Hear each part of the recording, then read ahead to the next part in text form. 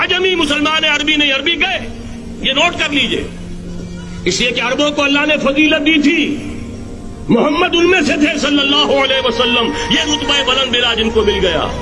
लेकिन साथ ही अल्लाह ने धमकी भी दे दी थी सूरह मोहम्मद में, इन ततवल्लो यस्तब्दिल कौमन गैरकुम, अगर तुम पीठ दिखा दोगे उस मिशन को जो हमने तुम्हारे हवाले किया है, तुम्हें हटाएंगे, किसी और को ले आएंगे।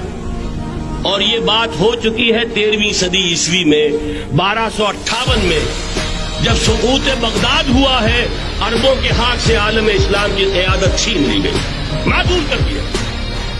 उसके बाद क़यादत किनके हाथों में आई? तुर्कों के हाथों। तुर्कान तैमूरी हिंदुस्तान में, तुर्कान सफवी ईरान में, तुर्कान सल्जूकी मिडल ईस्ट में, और तुर्कान उस्मानी का तो कहना ही क्या है, वो एशिया माइनर से चलकर, आपको मालूम है कि मशरकी यूरोप का कितना बड़ा इलाका, द ग्रेट ऑटोमान एम्पायर की सदी के आगाज तक कायम थी। इस सदी में अजीब अजीब मोर्चे हुए हैं। ग्रेट ऑटोमान एम्पायर जो 3 बर्रे आजमों पर मुहित, नामो निशान खत्म। द ग्रेट यूएसएसआर, नामो निशान खत्म। अब तो रूस सारे एक मुल्क की हैसियत से रह गए।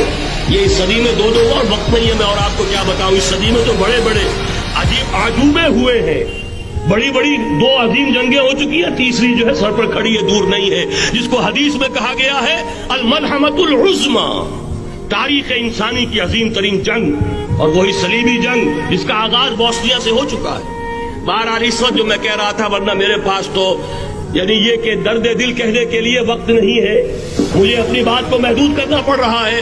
लेकिन मैं अब आ रहा हूं असल मौजू की तरफ कि एक इम्कान तो ये है कि इस ब्लॉक में इस्लाम का